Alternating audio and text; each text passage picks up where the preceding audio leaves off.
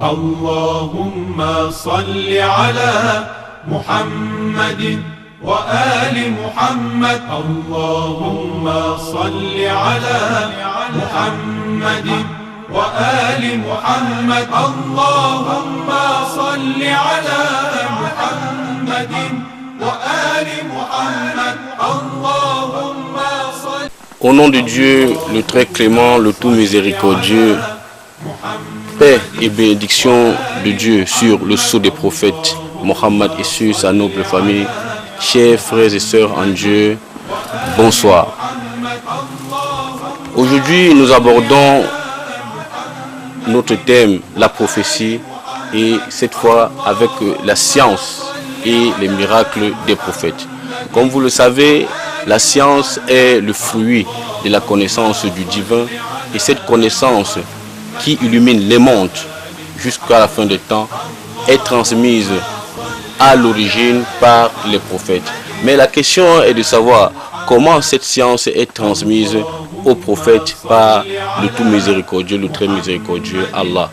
Nous accueillons le Cheikh Abdel Kamil pour notre discussion de ce soir. Cheikh Abdel Kamil, bonsoir. Bonsoir.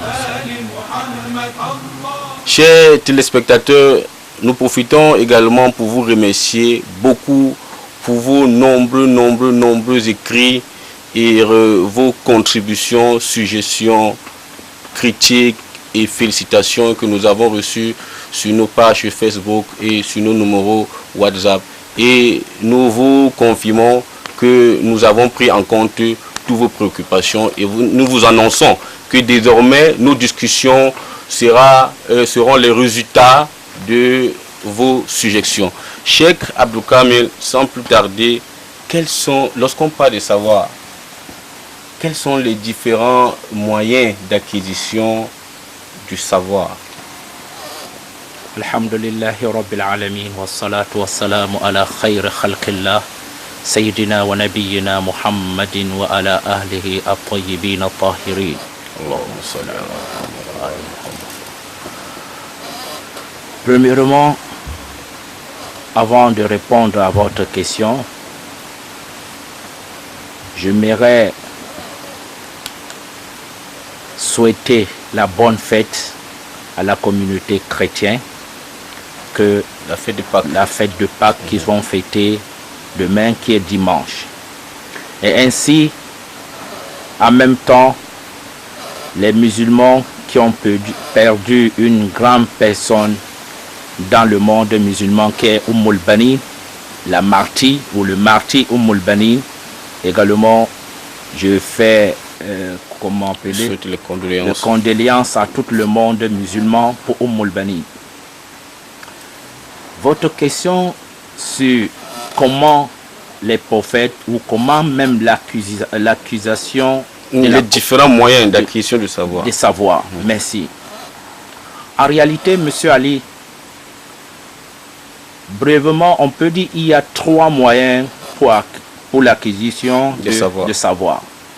Il y a les moyens sensuels, qui est, comme vous connaissez, ces 5 sens que nous avons.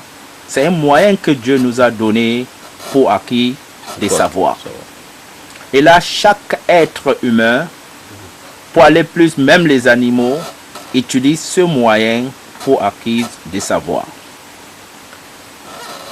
Et il y a un autre deuxième moyen qui aide le premier, parce que le premier, qui est le sens, nos sens, elle fait souvent des erreurs. L'un des exemples que chaque homme, lorsque tu es loin dans une piste, tu vois très loin devant toi le mirage. Tu te dis que c'est l'eau, c'est elle. Là, c'est la vue. C'est la vue. Mais après, si tu arrives, tu trouves que ce n'est pas le cas. Ce qui démontre que même ce côté sensuel qui nous aide à beaucoup de choses dans la vie, elle a ses limites. Maintenant, comme elle a ses limites, et elle peut aussi avoir, des erreurs. Qu'est-ce qu'il faut pour balancer ou pour mieux comprendre, contrôler cela?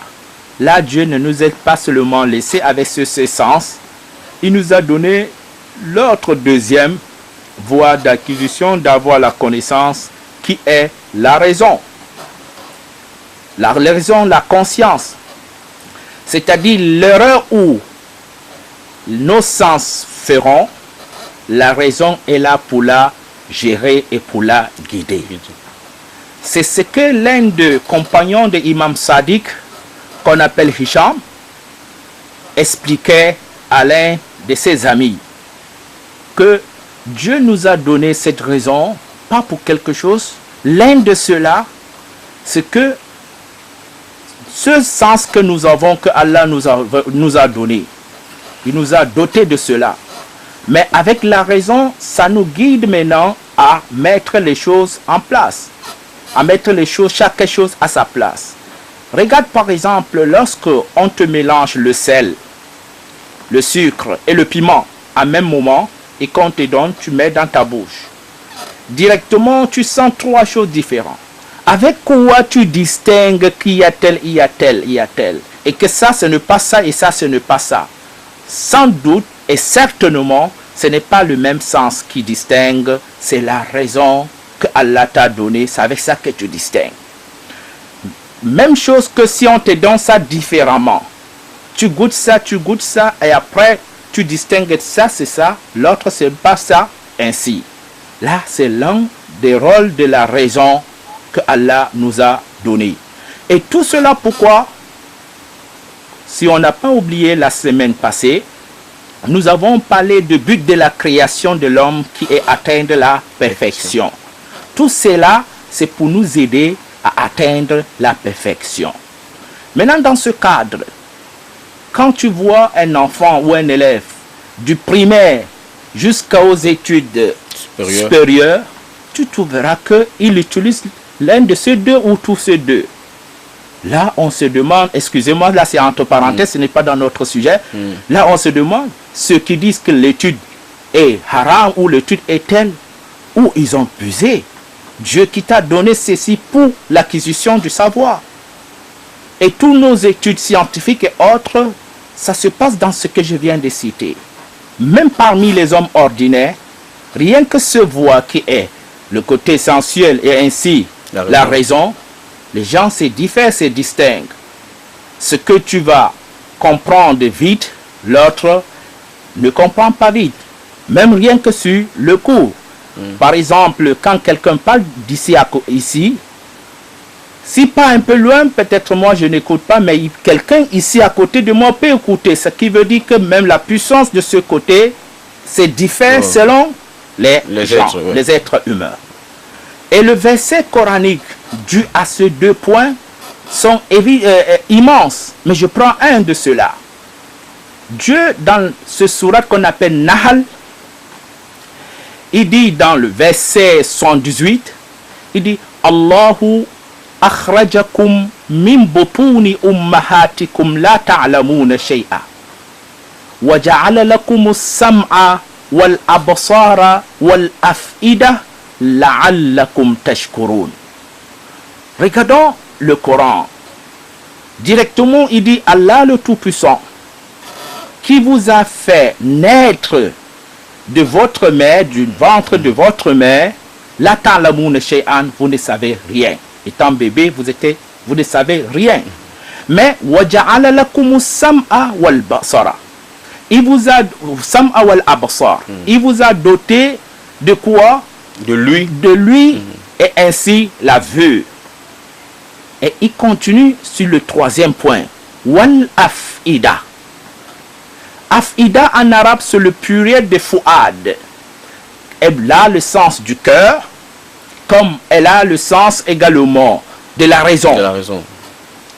Mais on prend af'ida dans ce verset qui parle du côté physique de l'homme, on comprend directement af'ida ici ne nous parle pas du côté physique, elle nous parle de la raison qui est métaphysique.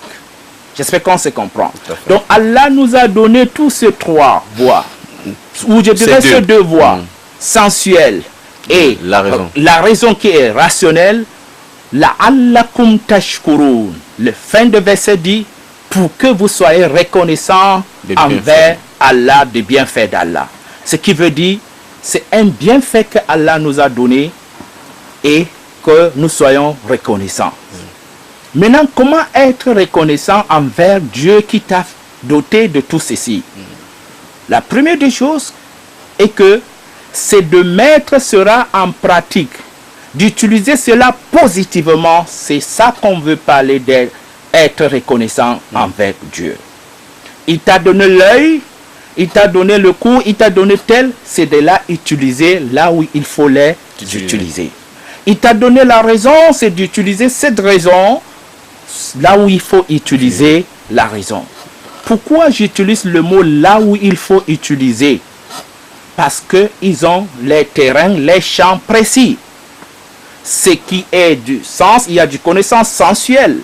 Là, oui, tu utilises ce côté du sens, que nous avons 5 sens, et s'il faut aller au 6e sens même. Il y a même ceux qui déduisent à plus que cela. Mais c'est toujours l'essence. Et maintenant, là où si c'est le terrain, le champ des choses qui sont, comment dirais-je, le champ dans le rationnel, voilà. Là, tu appliques la raison pour comprendre. Ça veut dire que maintenant, le côté sensuel est limité par rapport à ce qui est la raison ou à ce qui est rationnel. Là, tu utilises ta raison.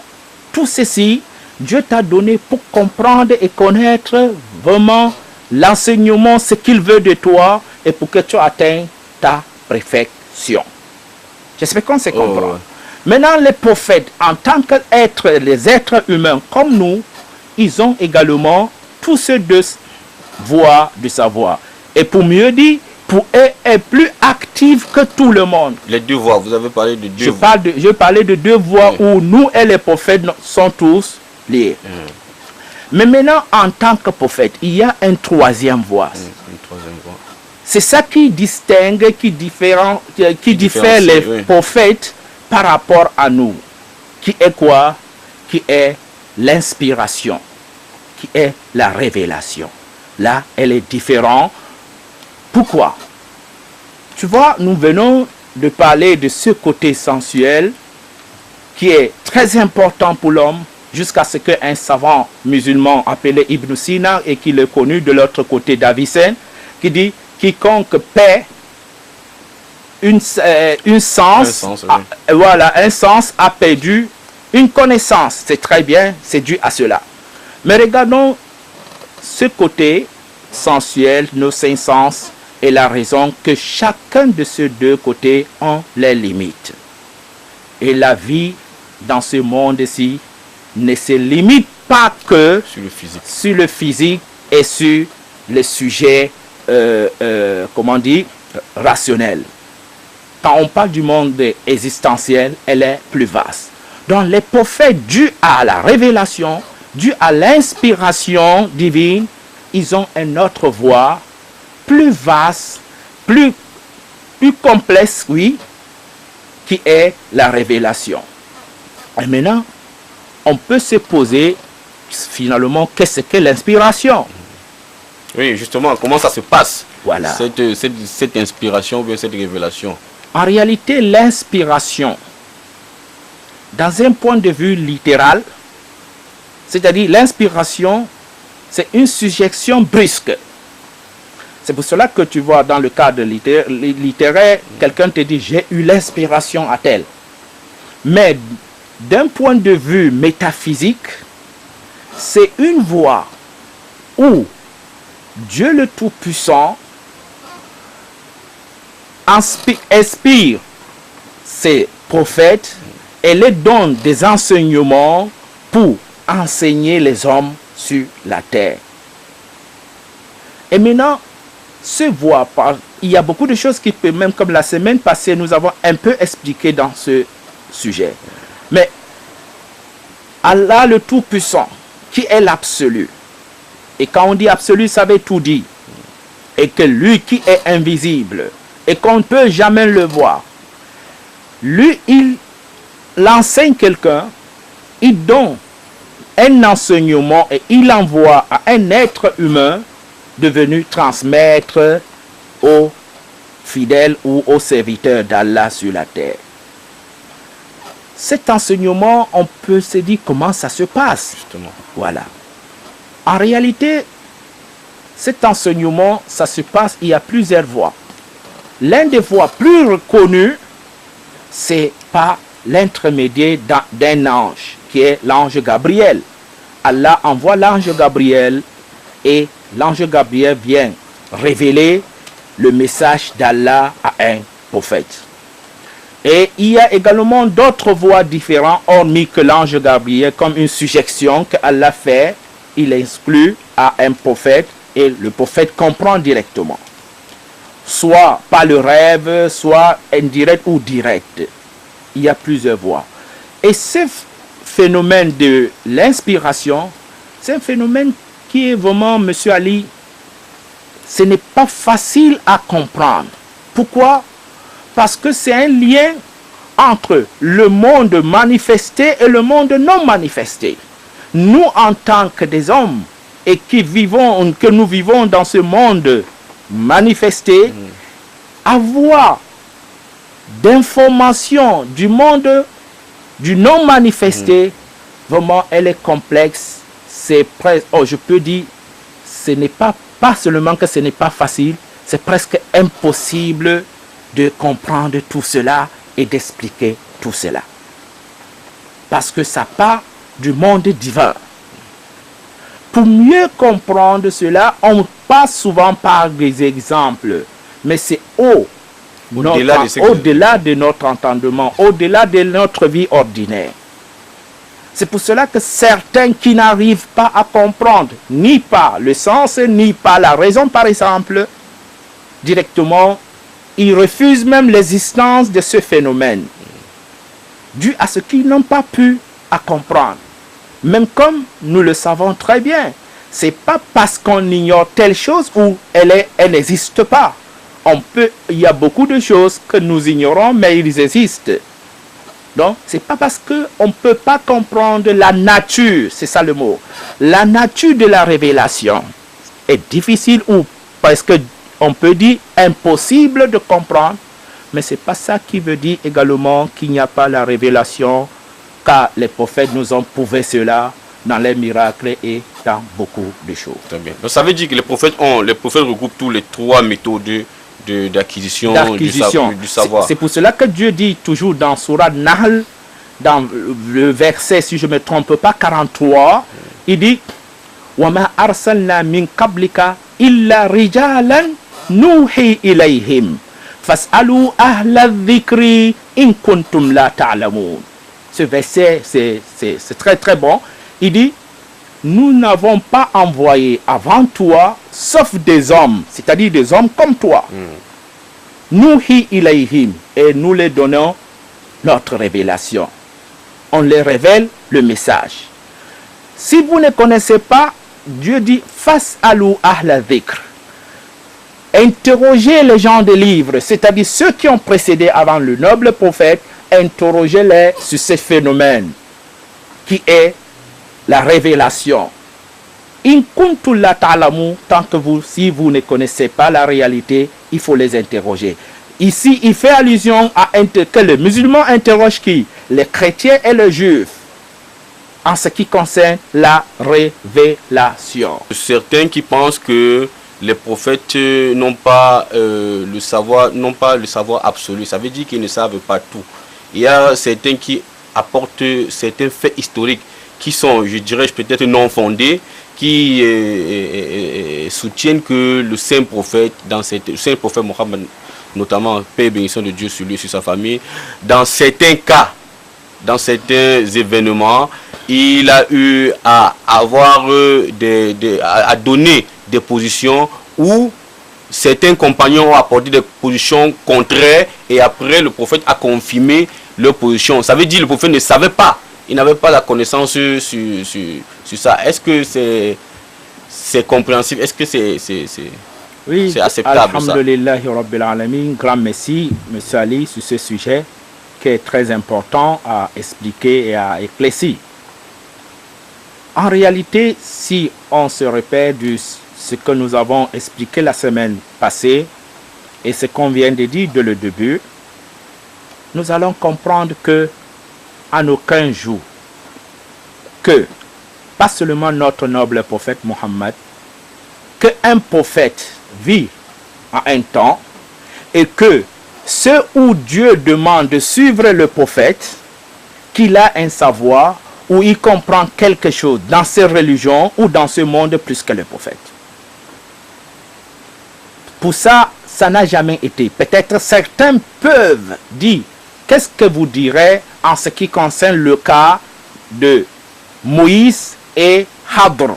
Hadr, je ne sais pas comment on l'appelle en français, mais Moïse qui est Moussa et Hadr. Là, c'est un cas particulier. Et un jour, nous allons expliquer le cas plus large quand on va parler en ce qui concerne le sujet. Mais le prophète Moussa, Moïse, c'est un prophète. Hadr, certains le voient prophète, certains le voient non, c'est un homme pieux, etc. Quand nous avons parlé de la voie d'acquisition du savoir, j'ai cité 3 voies. Ce côté physique et l'autre qui est la raison et l'inspiration. Ça, je parle en tant que dans le cadre de l'islam scolastique, ou bien je dirais dans le cadre de l'enseignement scolastique islamique. Mais s'il faut aller au-delà de cela, c'est-à-dire dans le cadre du norme islamique, je parlerai de 4 voies. Tu vois, mais on reste dans notre sujet pour ne pas sortir. Oui, tout à fait. Donc, Hadr, par ce qu'il a posé et ce qui se passait entre lui et Moïse, c'est une savoir, c'est une connaissance. Que Allah aussi donne souvent ses connaissances, pas seulement à Hadr, à certaines personnes, mais pas qu'ils connaissent ou plus que le prophète.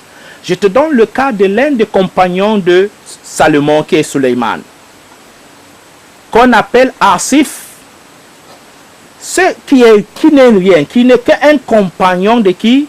De Suleiman. Lorsque Salomon, qui est Suleiman, demandait qu'on l'apporte le tronc de Bilqis,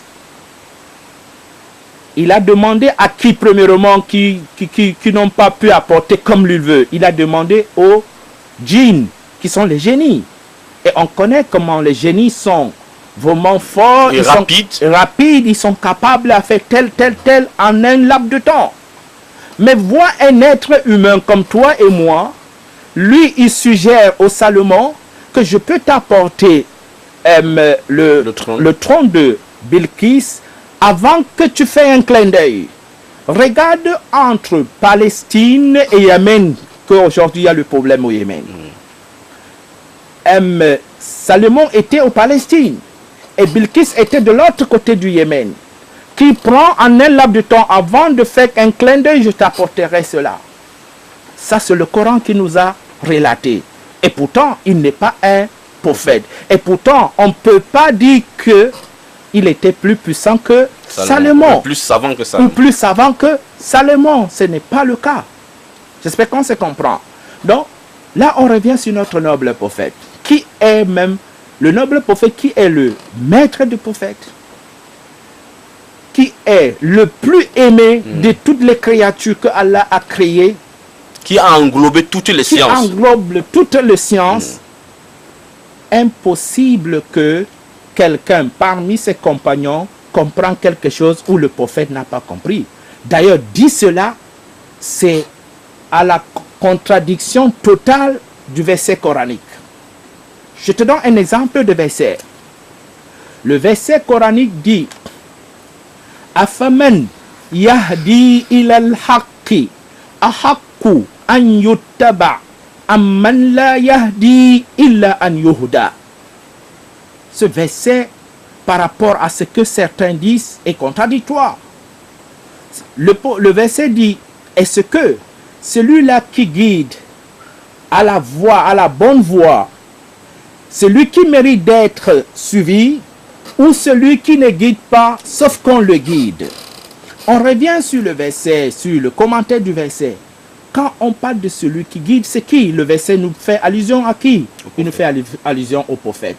quand on parle de celui qui ne peut pas être, qui ne peut même pas se guider, comme Qui cherche à être guidé. sauf seulement qu'on le guide, c'est tous ceux qui sont non mieux que le prophète. On se comprend. Donc, quelle qu'en soit la grandeur de compagnon, il cherche la voie de salut par la guidance du prophète. Et Dieu qui a envoyé le prophète pour que les compagnons et les non-compagnons du début jusqu'à nos jours, que vous suivez cela pour reçu, le même Dieu ne fera pas que toi, en tant qu'un autre être humain, que tu sois compagnon ou pas, et que toi tu comprends mieux que celui qu'on t'a demandé de suivre. Impossible. Ni la logique n'accepte, ni l'enseignement coranique n'affirme.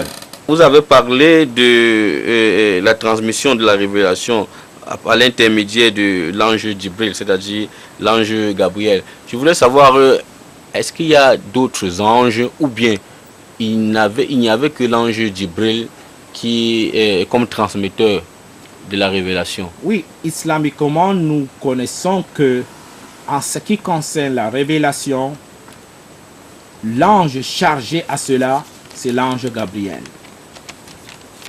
En ce qui concerne quoi? La révélation au prophète. Comme j'ai expliqué dernièrement, sachant que les anges sont des créatures pures et saines, que Dieu, Allah le Tout-Puissant, les a créés. C'est pour notre bien. Nous, les êtres humains qui sont les créatures les plus aimées de Dieu. L'ange, avec tout ce qu'ils sont, ce n'est pas eux qui sont les plus aimés. C'est nous les êtres humains. Tu vois? Donc, et quand tu vois, c'est pour cela Allah a créé des anges chacun selon un niveau précis et une capacité précise.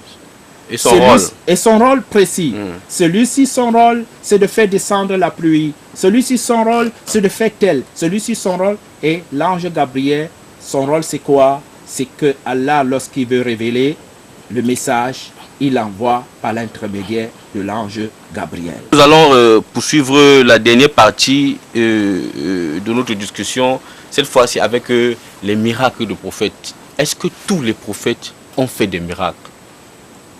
Alhamdulillahi Rabbil Alamin. En réalité, il n'y a jamais eu un prophète sans un miracle. La question peut se poser pourquoi? Parce que la nature de l'homme, en réalité, si l'homme reste dans sa nature même, l'homme n'accepte pas n'importe quoi. C'est-à-dire, on vient me dire sans preuve, sans tel, et j'accepte. Comme dit un savant, si on te demande d'accepter sans réfléchir, sans chercher, on t'a fait sortir du cadre humain au cadre animal. Mais la nature même de l'homme, il n'accepte pas comme ça facilement. Il veut des preuves. Donc l'une des preuves pour prouver la prophétie, il faut le miracle. Il faut le miracle.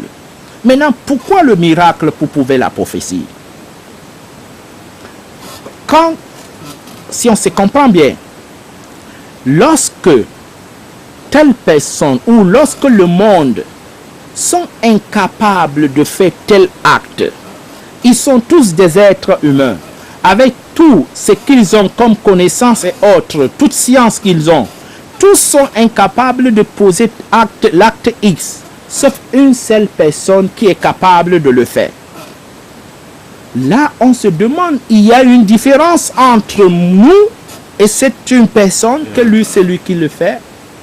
Déjà, cette question nous amène à connaître qui est cette personne. À montrer la supériorité de cette personne sur nous. Voilà. Qu'est-ce qui a fait que cette personne a quelque chose de plus que nous? Moïse a fait ce miracle avec autant de pharaons. Avec le bâton, mais comme le temps ne nous permet pas d'expliquer cela, du serpent, et Jésus a fait ce miracle, et regardons le miracle de Jésus, Isa ibn Maryam. À l'époque où il y avait beaucoup d'épidémies, de maladies, etc., la maladie où, vraiment jusqu'à nos jours, la science est incapable de soigner, c'est ce que Isa avait soigné. l'homme que jusqu'à nos jours, avec tout ce que nous avons de la science, on ne peut pas redonner la vie. Mais lui, il a redonné la vie. Jusqu'à nos jours, ce challenge, s'il faut dire, elle est toujours vivante. Donc nous retenons le prophète Moïse, le prophète Moussa alayhi salam, il a transformé le bâton en serpent, il a fait beaucoup de miracles. Et Oui. le prophète Jésus, Issa alayhi Ainsi, salam, il a fait ces miracles. il a ressuscité les morts. Et puis Voilà, on revient sur le noble prophète qu'on va finir et le Ouais. temps ne nous permet pas. Exactement. Peut-être prochainement, Tout à nous fait. allons bien expliquer en ce qui concerne le miracle du prophète. Car lui aussi, tout ce qu'on cite sur les autres, il a posé également comme miracle, même comme les musulmans parlent le plus de miracles de le Saint-Coran. C'est son plus grand miracle. Voilà, Inch'Allah, la semaine prochaine, nous allons évoquer ce point. Pourquoi est-ce que le Saint-Coran est considéré comme le plus grand miracle du prophète et qu'enseigne réellement le Saint-Coran? Nous vous remercions pour votre attention. Nous vous demandons de continuer vos écrits par notre page Facebook et par nos numéros WhatsApp qui s'affichent au bas de votre petit écran. Nous vous donnons rendez-vous la semaine prochaine à la même heure. D'ici là, tenez-vous bien, s'il plaît à Dieu, Inch'Allah. Bonne soirée. اللهم صل على محمد وآل محمد. اللهم صل على محمد وآل محمد. اللهم صل على محمد